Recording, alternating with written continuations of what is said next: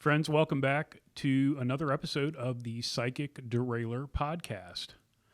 I hope you're all doing well. You know, sometimes in business and in life, we need to go backward in order to go forward. I know this as well as most. And my guest today is trying to do just that. Not only has he stepped into the world pretty much dominated by SRAM and Shimano, he's also trying to, I'm going to let him tell you. Today on the Psychic Derailer podcast, I am very pleased to welcome the president of Box Components, Mr. Toby Henderson. Let's get to it today. Good morning, Chris. How are you? I'm well, and hopefully it actually, it looks like it started recording, so we're good to go. For those of you who don't know, Toby Henderson is the president of Box Components. But before we get into that, for the people out there who may not know, who's Toby Henderson? Oh man, that's a good question. Well, a 12-year-old kid who worked in a bike shop, who started loving bikes and decided that he wanted to be in the bike business. But a few years later, after working in the bike shop, found himself on a track racing BMX and became quite successful at that. So I did that for about 10 years, all through the 80s. And then in the 90s, downhill mountain biking became a thing, and I chased that sport and was pretty successful at that as well. The whole time, I wanted to build product. So towards the end of my career, at 38 years old is when I retired from professional racing, I made a product, and that product took off and started some brands, and been in the business ever since with the wild up and downs of the bike business. But in a short definition, that's where I came from and who I am and why I'm here today. So. Yeah, like I said before I hit record, I was not a BMX kid. For whatever reason, that thing just never took hold of me. But I did have a mountain bike I got my first mountain bike in '88. But what would you say? It was late '90s, mid to late '90s? No, well, my career was the biggest part of my career was all 90. I quit in '98. Really started making some good money around 92, maybe 91. But I started riding mountain bikes in '88. Got a stump jumper from Specialized because I was this BMX kid that was trying to find a way, because BMX, payroll started going way down, and because I was a racer, the money started going towards freestyle at that point. Didn't really have a job to race my bike. Specialized gave me a bike through JT Racing, which was a great sponsor of mine, and I started racing cross country mountain bikes, which I'm a big guy. I was 185 pounds back then, and those kind of guys don't do well climbing. Right. So I got myself down to 165 pounds and was a top 10 expert guy, but I was never going to be, a pro. So a couple years later, downhilling started coming around, and with the skills of BMX and the fitness I put towards becoming a cross-country guy, I put those two things together, and my downhill career actually was a very prosperous, long career that I had. A little bit dangerous, but it was something I enjoyed and did real well at. So. And then when I got to know Toby Henderson, I didn't know Toby Henderson initially. I knew THE. Right. Because everybody that everybody that I knew had one of those fenders on bikes. Yeah, that's a great story. Like I said, at 12 years old, I put a Schwinn sticker on my mirror in my bedroom, and I wanted to make bike products, working at a bike shop at 12 years old. And like I said, the racing thing kind of got in the way. But in 1998, I knew my career was coming to an end. I'm 38 years old, and these 20-year-olds are going through the rock sections way faster than I'm ever going to go through. So the writing was on the wall. So I started thinking about what I wanted. And I had just raced a race where I had to reach for a tear off. It was a little bit muddy. I had to reach for a tear off in the middle of the run. I lost the race by 0.5, which back then, the top 5 guys are on the same second in a 4 or 5 minute run. That's how competitive it really was. And if you think about 1 second, top 5 guys, a half a second's a long time. And I pulled this tear off and had to take my hand off. And I know that cost whatever, milliseconds, but I lost. And I thought, if I didn't have the mud in my face, would I have, won that race? Anyway, so a buddy of mine was kind of a designer, and we sat down and we made a fender.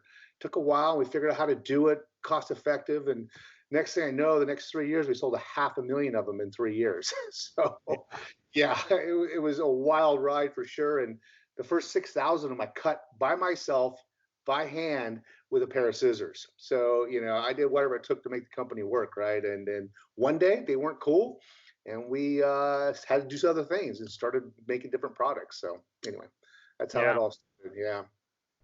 And now you're the president of Box Components. And we talked a year ago, and I thought, I went to the website and I looked at it and I thought, boy, this is kind of a hard road to hoe. I mean, what gave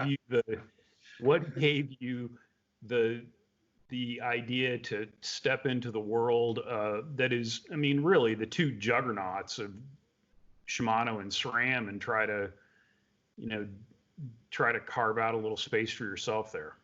Well, I think one is being naive. I mean, I'll say that right out of the gate, right? Not really knowing how tough this was going to be. We're here, we're pregnant with it, and I'm glad we are. But honestly, I had a company when THE was going through its times. I started a lot of BMX product lines. At one point, I had 5 or 7 brands under an umbrella at my last company, which I wound up selling. So, during that time, I pretty much made everything. THE finally found itself as becoming a successful helmet company. We were rivaling Troy Lee Designs at one point, and I had a successful BMX brand called Intense Mountain Bikes. I had licensed a name from my friends over there, and we were doing really well with these BMX/mountain bike type products. So when I sold the company, when I started Box, I knew that I could get the BMX business, so I went after that a little bit first. And then the mountain bike stuff interested me. I mean, what can I make that I haven't already done? I had done a tire line, I've done all these things, and drivetrain. And like I said, I was being naive. Like, oh, let's try that. Let's make a derailleur and a shifter. And we did, we just went out and did. And we had some problems with the very first ones we entered to the market. We had forged our die casted a part that we should have forged, and we had some braking issues.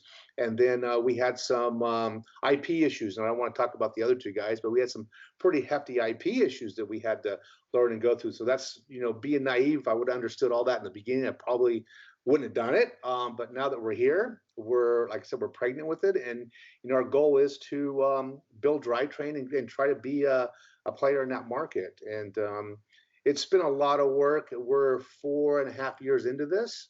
And we just launched our 9-speed program, and we'll talk about how I got to that point and why I did that, and the people around me that helped me to do that. And so at Box, we have 15 people now. We still primarily BMX racing is our business. We sell a lot of that. We're probably the #1 supplier of the component side of that business. And we've created technologies and things that actually enhance your speed and help you win races. And that's who we are. And when I design or when I try to develop product, it only comes from 20 years of racing. That's all I know. It doesn't come from, hey, if I can radius this, I can save 3 NT on my derailleur if I do it during wet. That's not how I think. And so anyway, so we're here, we're doing it. We've overcome the IP issues. We've retooled up on some of these braking issues we had. But at that time, it was 11-speed, right?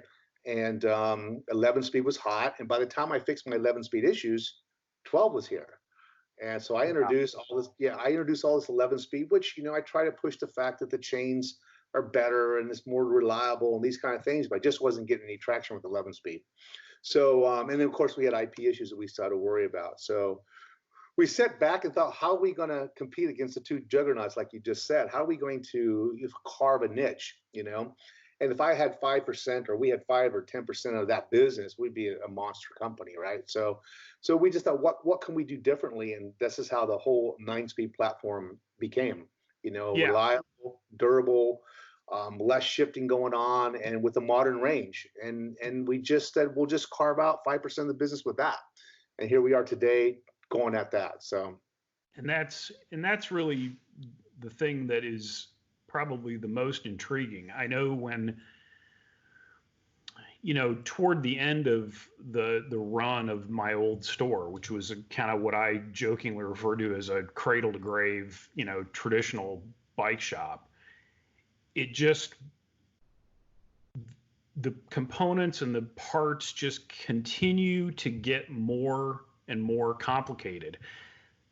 Complicated to a point where a guy who had worked at that shop for 17 years a lot of times had to go to the internet to figure out how to make this stuff work. And if my thinking was, if he can't figure out how to make it work, how is any end user going to have any shot in hell of trying to figure this stuff out?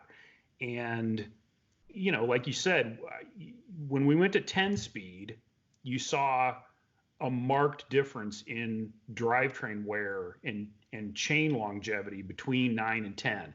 And then you almost doubled that when it went to 11. And, I was trading some emails with a guy who I won't name at Surly one day. And the last message that he sent me was, I just got a press release from SRAM saying they were going to 12 speed, and now I'm going to go kill myself. It just continued to get more and more complicated. And I mentioned at the beginning of this, the little intro, which you haven't seen, which is sometimes you have to go backwards in order to go forwards. And the fact that somebody can take a current range, modern range drivetrain and put it on their bike and still have crisp, reliable shifting, I think is it's a tremendous thing. And it's one of those things where you're either out of your mind or you're an absolute genius, one of the two.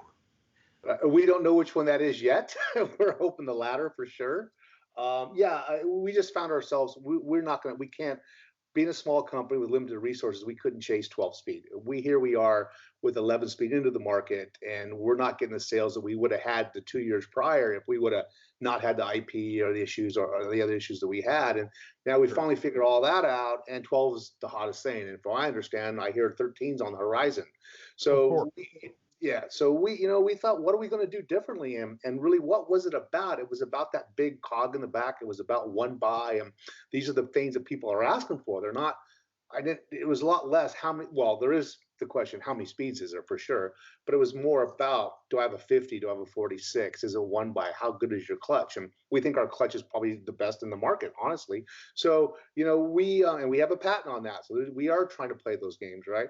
But anyway, so what can we do? And we just, and it really wasn't my idea, become a racer. I would have went for 14, that's my world, right? But our vice president, he looked at me and said, let's just try this. And what happened, we had been doing it for e-bikes already. So we were starting getting an e-bike game, and we had built a 9-speed platform for e-bikes. So we put that 9-speed e-bike platform onto my cross-country bike, and I went and raced a few races. And I hate cross-country, so I went and tried it, and I thought, I don't miss these gears. I'm not that good at cross-country by any means, but I didn't really miss anything. I had the range I needed. I got up every single hill. I was fast on the downhills, which is my specialty, and it just worked. So I went back and said, you know what, this works for me. Let's just go this route. Well, and so I think, the things that my concern was, for mountain biking, makes complete and utter sense. And I think, but when we first started talking about crossing this over to, what I jokingly and lovingly refer to as the, hobo bike touring community, a lot of those folks, and to me, and including me to some extent, are kind of cadence sensitive. And when we're talking about mixed surface riding, my fear was that the jumps were going to, between the cogs were going to be too big. I haven't spent a ton of time with it, but my initial reaction is that I don't think it's founded. I think the gear, the ratio there seems to be pretty good. So, time will tell, but I think there's some good potential for crossover with this stuff. My only concern is, I think with mountain bikers, they're used to kind of a closed system, right?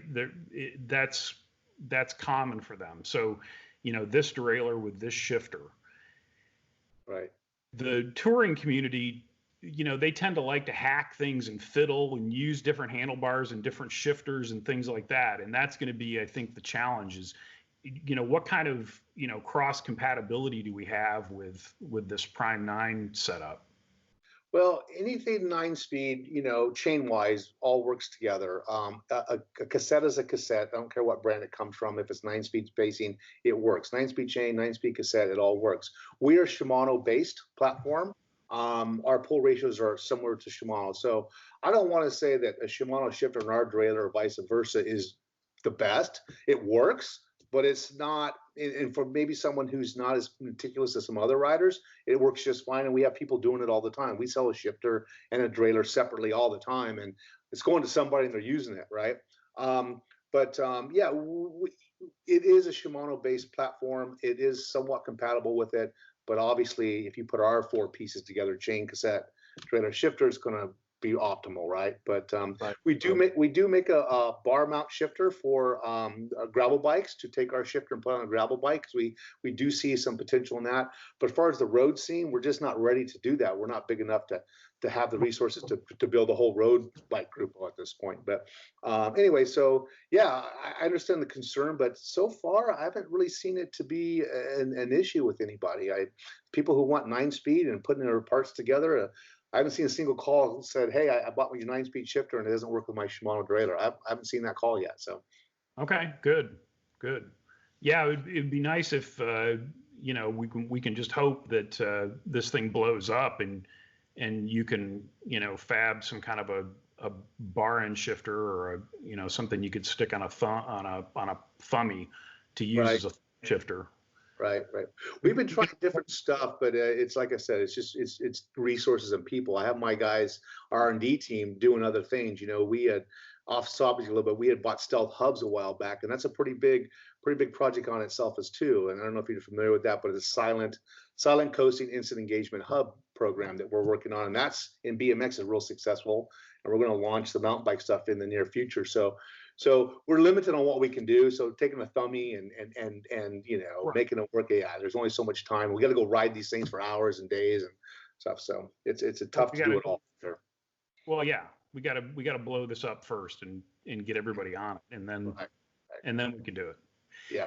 How is the BMX world? I know toward the end of the old store, it really died, kind of a quick and horrible death, at least here in the middle of the country. How is the BMX business? Well, it's been stable. I've been in it for almost 20 years now from a business standpoint of it. And it's been just a number that I can count on. It's a number that's been consistent. And it's tough because we have a lot of people come into the sport. They want to be in the bike industry. They buy something from Alibaba. They put their name on it. They show up at the track with it. And, it's, I don't want to pick on a certain product, but there's items I don't make because of that situation. Because you can go into Alibaba, buy a similar product, put your name on it, and show up at the track. And they don't understand the margins and distribution, and bike shops have to make money and distributors have to make money. And so these things wind up at the track. And that's a little bit of a bummer. But all in all, I think the sport itself is going to stay where it is. We got 50,000 kids in America that hold licenses who race BMX. 25,000 in France, 18,000 in Australia. I mean, and I know all these numbers, and they're there, and they've been consistent for 20 years. So, so maybe walk through a little bit of the differences between these, because you've got box 1, box 2, box 3. So can you kind of give a brief overview of the differences of those groups? Yeah, we went with the tiered naming convention like cars, 5 series, 3 series, those kind of things. We went with that naming convention, but basically box 1 is our higher end product, and it goes down 2, 3, 4. And we actually make a 4, which is an 8-speed, and we'll get into that here in a second. And that's a price point product that we develop for people who want to spend $150 on a drivetrain. But anyway, so box 1, for example, the clutch is adjustable. Box 2, it's not. right? You have sealed bearings in box 1. You don't have sealed bearing in the pulleys. You don't have that in box 2. And box 3 actually takes a different clutch system, which is not quite as robust as 1 and 2. Box 1 cassettes are machined from billet tool steel. Box 2's is plates, pinned together. So it's just like any other of the brands do it. It's just materials and function that you lose as you go down the price point. But that's the system, and we decided to use the 1 through 4 or 1 through naming convention just to not have to trademark all these names that people throw out there, right? Yeah. And so. Was the e-bike group first? For us, it was, yes. We made an e-bike group specifically a couple years ago, and we actually put the words E on it, and we found that didn't help us a whole lot. So we've been better off leaving the E off and just sold it to everybody. But that we didn't know at the time because we were still pushing 11-speed. But that was our first Grupo, and one of the other guys had an 8-speed e-bike specific Grupo. So that's what gave us the inspiration to do that, was to come out kind of one up these guys, right? And we did that. And we did sell a lot of them, and we do spec those on some e-bikes that are in the market today. And then anyway, so then the whole 11-speed blew up, and then we went back to trying 9 on regular bikes, and here we are. But yes, it did start there for sure. What's your that seems to be a very hot topic in the bike business, obviously. It's the last in a very long list of things that are going to save the bike business. What's your take on e-bikes just in general? Well, I think there's a lot of uneducated or miscommunicated things about the e-bikes out there, trail access and what they do and how fast they go and how we use them, how long they charge. A lot of people just aren't informed, much like an electric car, right? So anyway, so I personally love them.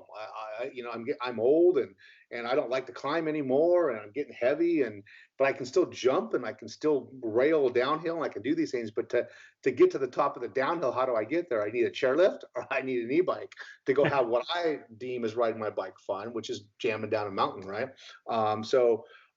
Anyway, I personally, from an enthusiast standpoint, I think they're great. I love them.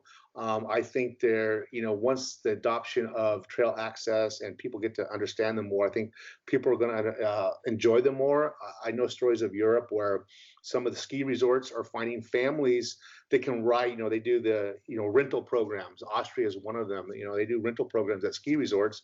And in the past, it's always been dad comes in, he gets the bike, he goes enjoys the mountain while the family waits for him at the bottom of the hill. Well, I hear there's a pretty big push where the family comes in and they all get e-bikes and they all go ride together, because it kind of brings the ability of the younger kids or the wives or whoever, the lesser experienced people, into the picture. And that's kind of quite become popular over there. And if these things can adopt here in America, then I could see the same kind of growth. But we are seeing the growth, and we know that they're hot.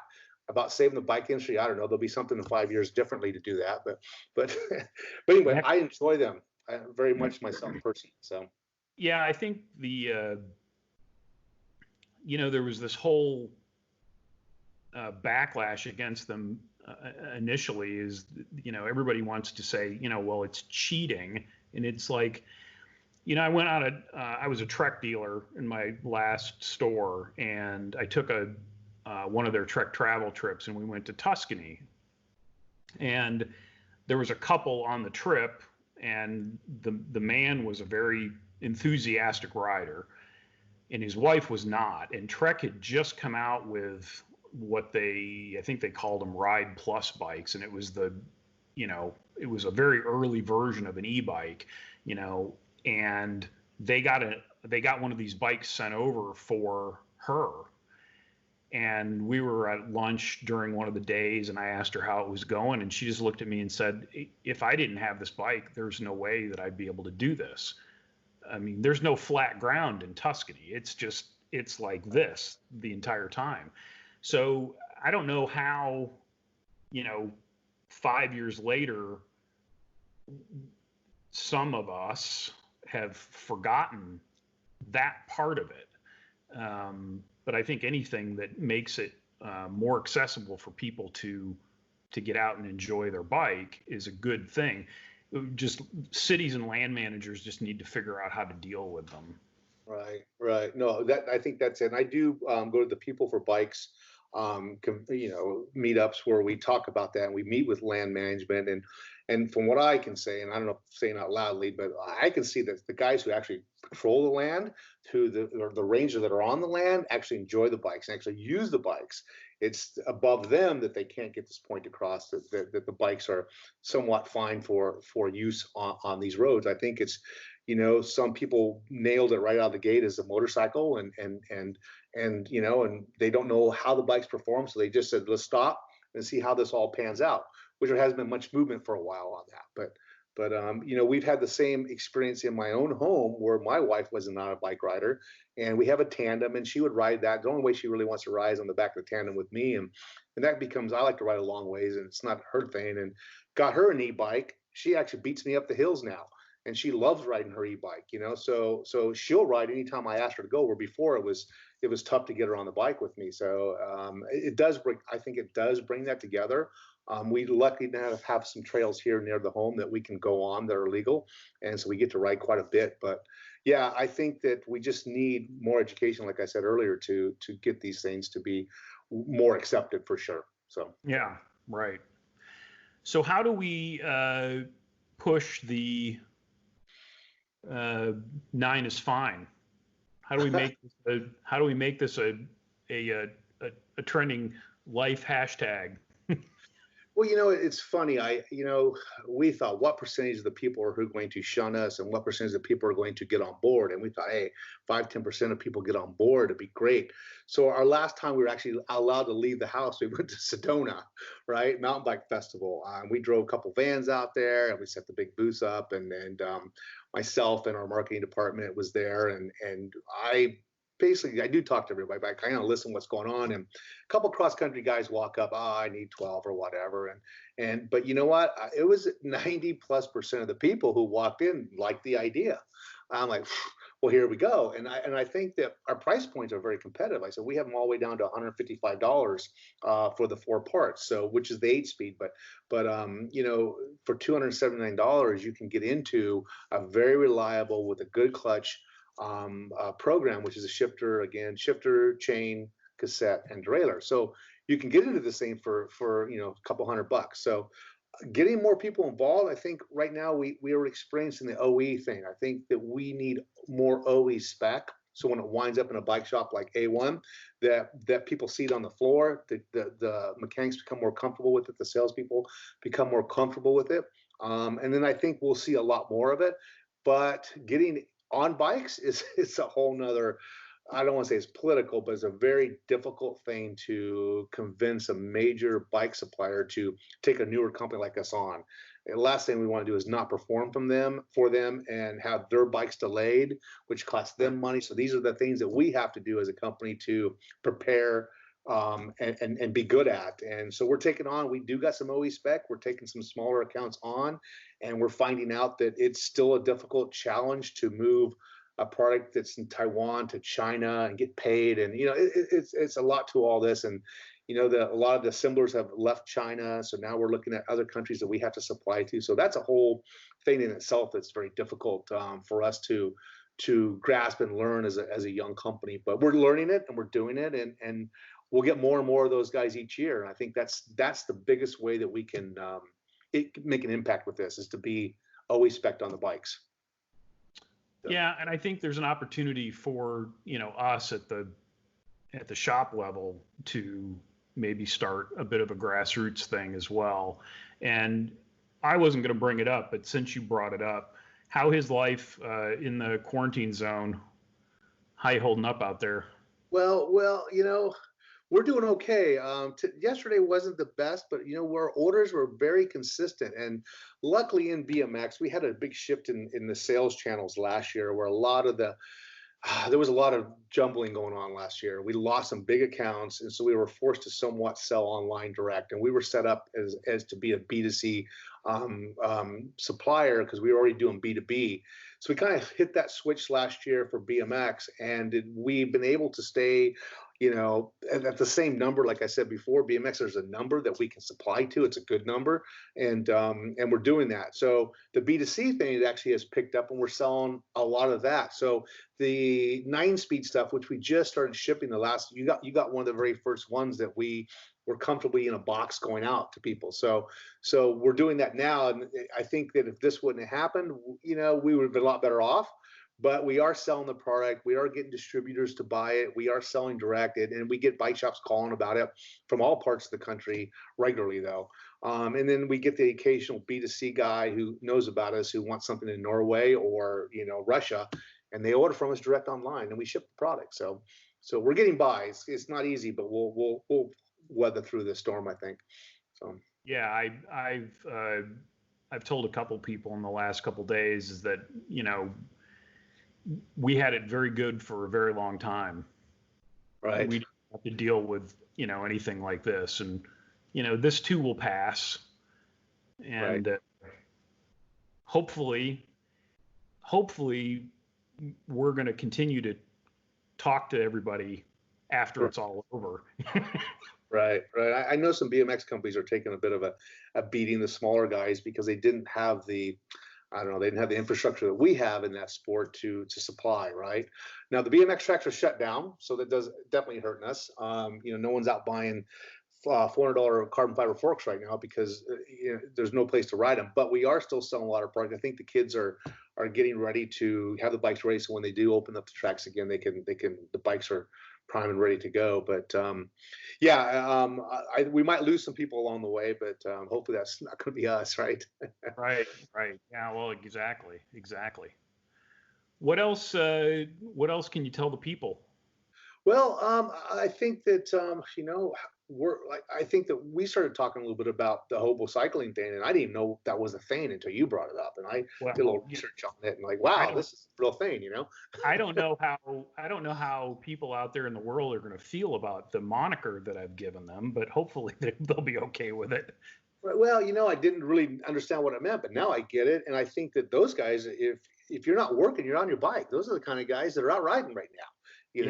Might be riding alone, but they're out riding. And so here we have maybe some silver lining to this whole thing is that maybe these are the people that can really try our product and see if it actually works for them. And you talked a little bit about cadence earlier, and I did have an experience, quite honestly, when I was in one of those races, and I come out the turn and I go to shift, and I wish I would have had a gear in between the two, but it was a millisecond before my legs caught up to where I was at, and it didn't hurt me at all. It didn't hurt, and it was in the middle of a turn, kind of an uphill climb. And so I think if the guys who are out riding all the time have a similar experience to where your body will adapt immediately to the cadences available to you, and the cadence, the jumps are close enough to where you don't see any dramatic problem with them. It's not like we don't give you gear to climb in and we don't give you a gear to go down the road in. We give you those gears.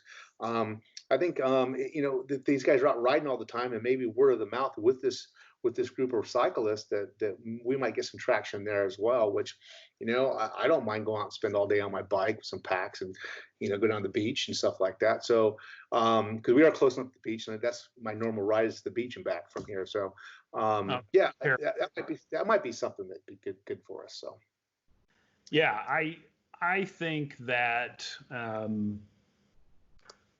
there are plenty of people out there that have, the old 90s, whether it's Specialized Trek, whatever, steel mountain bike frame that they're using as kind of their makeshift touring bike. And a lot of them aren't makeshift. A lot of them are wonderful bikes. But I think there's a lot of people out there that would love to have a nice wide range drivetrain for that bike. Right. I think it's perfect sense. Right. Well, last week we actually did a push. So with what's going on, people at home, we made a push about fix your old bike up, right? Which is totally fits the cyclist. And we did an Instagram giveaway where we had people come in, tag a friend, do that whole social media thing, which I'm not good at. Great staff that does that.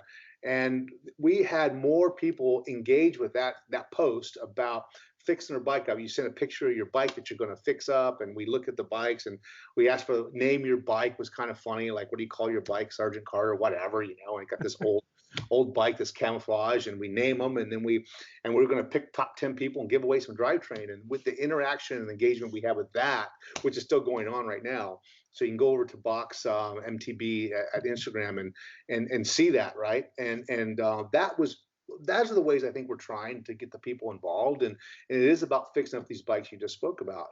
We think there's a lot of that out there, and because we're at older technology, these things seem to fit the bikes well, right? We find that it's hard for our drivetrain to maybe go into a newer bike because of the derailleur hangers are so all over the map now. They're, back in 10 years ago, the derailleur hangers were all the same. Well, nowadays they make them different thicknesses, different angles, and things like that. So we have to work with that, right? The older bikes, our stuff seems to work, better on. So anyway, so yeah, so I think fixing up the old bike, and which I know there's a big crowd that do that, is kind of a push that we're doing now. And if you're stuck at home, we actually have videos on our website. You can see how to adjust a 9-speed derailleur. So we do the whole thing you spoke about earlier, videos, and how do we instruct our people to do that. We provide all that for people to buy something from us, take it home, put it on their bike, and we can actually walk them through the process and hopefully have a good experience with it. So yeah, the setup, I will say the setup was pretty straightforward and easy. Good. What bike did you put it on? My Bridge Club. Okay. And that's more of a semi-street kind of bike, or is it? It's like more of an off-road touring bike. Okay. Are you familiar with the Surly ECR? Yes, I am. Right. So it's a flat handlebar, right? Well, it's got Surly's version of like a Jones bar, Surly's Moloko bar. Okay. 27.5. Right. It's got clearance for 2.8 tires. Yeah, so I put it on that. So what size tires do you run? Right now I'm running the Simworks Super Yummy, which is a 27.5 by 2.22. Okay, 2.2. All right, yeah. So you're running a little bit smaller of a tire. So I kind of understand the concept of that. For me, when I know what tires you run and what kind of bikes you run, it tells me what kind of areas you ride in, right? So when I was a mountain bike racer, we had tons of bikes. It was funny. I don't want to tell you a number because it's almost self glorifying, but I had so many bikes in the trailer for me because every time I went to a track, I picked a different bike, and the bikes were different travel. They had different size tires, they had different thickness of wheels, heights of handlebars. All these things were important, and we have mechanics that change those things for us. So yeah, how you set up your bike tells me a lot about where you ride, the terrain you're in, right? So yeah. Well, but for me, I'm kind of always tinkering and trying new stuff because for me to be able to sell something, I want to be able to tell people right kind of exactly how it works. So, right. If I talk to you next week, I may not have the same tires on there. Right. Yeah, I know Indiana's trained very well. So if you're out in the dirt in Indiana, you got the bike for that, right? So yeah. Well, and that's kind of I think especially with the one by, I think a lot of those cadence sensitivity things can be taken care of. It may not be the least expensive option because these wide narrow chain rings tend to be kind of salty, but you just, with judicious choosing of your chainring size, I think you can take care of a lot of those issues. Right. And that's a whole other thing. That's why we do build the 8-speed. It's the one drivetrain. Like I said, it's $155 plus the front chainring we just developed. But we do have a front chainring that kind of addresses those situations. And we built the 8-speed platform just as a price point product, right? It goes to 42 in the back, has the same modern range concept, but with 8-speed drivetrain, the gear spacing is a little bit closer because it's only a 42. But the price of those products, especially the chain, are so much significantly less than the modern stuff. So we're able to do that, like I said, for $155, right? And we did develop a chain ring around that based upon some of the issues you just spoke about, right? Keeping the chain on is a part of it. And we're really fortunate that we have product that you cannot run a front chain device, right? So, these are things that it's still ongoing for the other guys too. It's an ongoing process of developing these type of products, right? So Absolutely. Well, I think I've covered everything for me. I'm good. I just boxcomponents.com, that's how you Absolutely. see stuff. Like I said, the Instagram, you might want to be a part of that giveaway. I would check us out there. We do a lot of fun stuff on there, especially since we're all at home. We're finding ways to communicate. We're doing webinars. We had one on Friday where we actually discussed how to manage the 9-speed drivetrain. And we had, I don't know, it wasn't a lot of kids, but more than I expected, who had a box hat and a box t-shirt, all came onto the webinar through Zoom. And it was quite different because we probably would have never done that before. We were all in the office. So we're doing different things in our office to talk to people. And I think if you come over to our platforms or social media websites, whatever, you might be able to see more of that and be involved in what we do and understand the concept a little bit better. So Absolutely. And if you want to see the Prime 9 group in person, you can always come in on Saturday if you're local, or make an appointment to come into the shop, and I'd be cool. happy to show it to you. Good, cool. All right.